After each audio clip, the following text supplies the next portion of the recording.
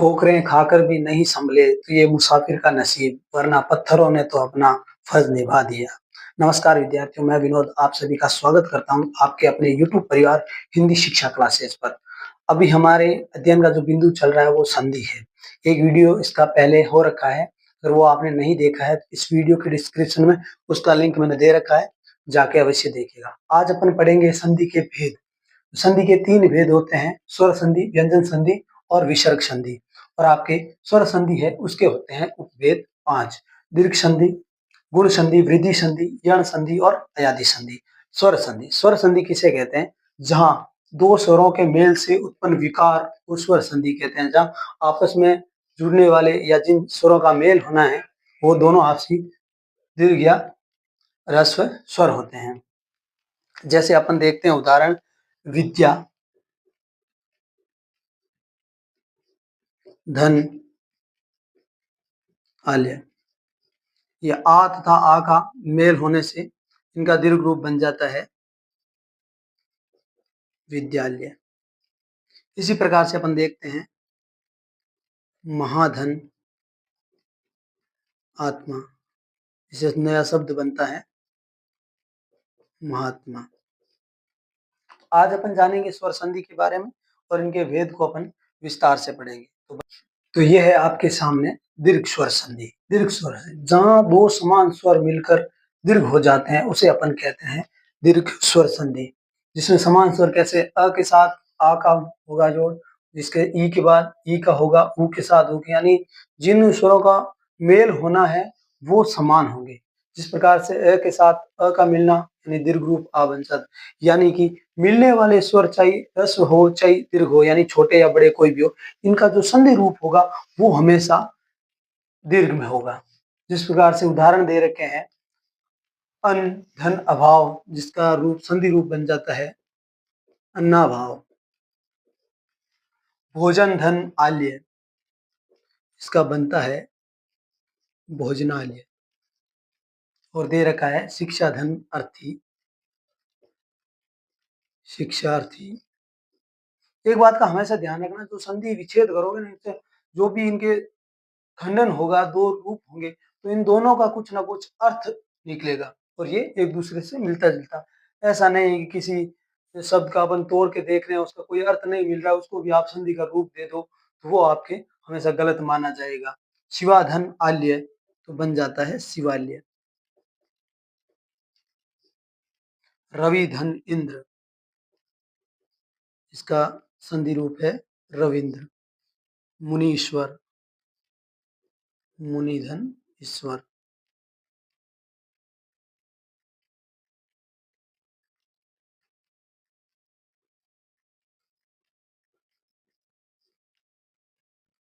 लक्ष्मी धन इच्छा, लक्ष्मी इच्छा। भानुधन उदय,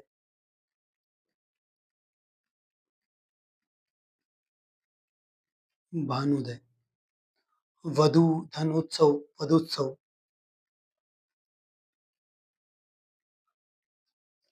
एक दे रखा है भूधन ऊर्जा, इसका आप कमेंट में बताइए इसका संधि रूप क्या होगा। इसके अलावा एक होता है रिधन, ये जो ऋषि वाला होता है रिधन री, इसका भी अपने दीर्घ रूप बन जाता है जी, जिसका अपने हिंदी में प्रयोग नहीं किया जाता, ये संस्कृत में इसका प्रयोग है। हिंदी के लिए ये शब्द अगर आएंगे वो अपवाद होते हैं। ये आपके थी दीर्घ स्वर संधि। तो अब जानेंगे अपन गुण संधि के बारे में।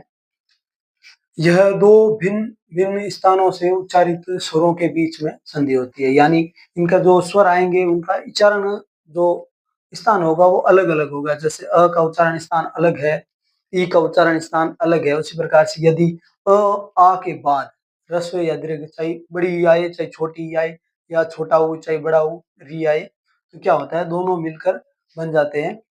अ आ के बाद ई आएगा तो बन जाएगा ए, और ऊ आएगा तो बन जाएगा ओ, यानी री आएगा तो बन जाएगा और। किस प्रकार से ये जो उदाहरण दे रखे हैं इन्हें अपन देखते हैं। अत्यष्टि, इसका बन जाता है अत्यष्टि। सर्व ईश्वर, यानी ये जो अ की ध्वनि इसमें आ रही है वो और ये ई मिलके बन जाएगा ई। क्या बन जाएगा? सर्वेश्वर। और यथा धन इष्ट, इसका संधि रूप होगा यथेष्ट। यहाँ जो इष्टि शब्द दे रखा है इसका शाब्दिक अर्थ होता है यज्ञ। महाधन ईश्वर, महेश्वर बनता है इसका संधि रूप महेश्वर। ज्ञान धन उदय, ज्ञानोदय, यानी यहाँ अ के साथ उ की ध्वनि मिली है तो क्या बन जाएगा? ओ बन जाएगा। ज्ञानोदय। गंगा धन उर्मी, गंगोर्मी।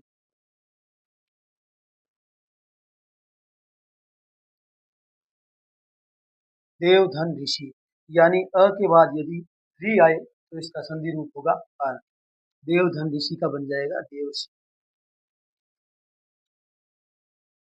महाधन ऋषि का बन जाएगा महर्षि। ये थी आपके गुण संधि। अब अपन जानेंगे वृद्धि स्वर संधि के बारे में। इसमें क्या होता है? अ आ के बाद आएगा आपके ए या ऐ, तो इसका रूप बन जाएगा ऐ। और अ आ के बाद यदि ओ औ आए तो बन जाएगा औ। यानी कि ए और ऐ क्या है? ये दो वृद्धि स्वर है। इनके आपके सामने दे रखे हैं किस प्रकार से इनका रूप परिवर्तन होता है, और ये जो कुछ उदाहरण है वो भी आपके सामने लेकर आया हूं। जैसे अ के बाद ए आए तो ऐ बन जाता है। इसका उदाहरण दे रखा है प्रिय धन ऐसी, यानी प्रियसी।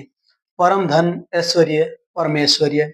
सदा धन एव, यानी आ के बाद ए आए तो भी इसका रूप जो बनेगा वो बनेगा ऐ, यानी सदा धन एव सदैव। शुद्ध धन ओदन, ओदन कहते हैं भोजन को, ओदन का शाब्दिक रूप है भोजन, इसका रूप बनता है शुद्धोदन। ये आपके अपवाद है, इसमें डबल मात्रा औ नहीं आता है। शुद्धोदन शब्द है जो ओ से ही बनता है। महाधन ओज, महोज। मंत्र धन औषधि, मंत्रोषधि। महाधन औषध, महोदव। ये थी आपके वृद्धि संधि। तो ये वीडियो आपको कैसा लगा इसको कमेंट के माध्यम से बताइए, और कोई यदि आपको प्रश्न है वो भी आज कमेंट के माध्यम से पूछ सकते हो। वीडियो को लाइक कीजिएगा, चैनल को सब्सक्राइब कीजिएगा। अब अपन पढ़ते हैं आगे स्वर संधि का चौथा भाग, यण स्वर संधि के बारे में। यण स्वर संधि में क्या होता है? ई के बाद अ आ आए तो ये यहाँ में परिवर्तन हो जाता है। और इसके बाद यदि ई के बाद ऊ या बड़ा ऊ आए तो यू बन जाता है। और इसके बाद ए आई आए तो ये यही बन जाता है। और ऊ के बाद ऊ बड़ा ऊ के बाद अ आ आए तो ये व या वा बन जाता है। ई या ई आए तो ये वी या बड़ी वी बन जाता है। ए आई के बाद, यानी यहाँ पे ऊ के बाद ए आई हो तो ये क्या बन जाता है? वे या वही बनता है। और री के बाद अ आ आए तो ये र या रा बन जाता है। कहने का अर्थ यह है, इसमें क्या होता है, जो आपके ई है वो य में परिवर्तन करेगा, और ऊ है वो व में परिवर्तन करेगा, और जो आपके री है वो र में बदलेगा। ये इसकी मुख्य बात है, लिख लो। ये कुछ उदाहरण इसके दे रखे हैं। अभिधन अर्थी, इसका बन जाएगा अभ्यर्थी।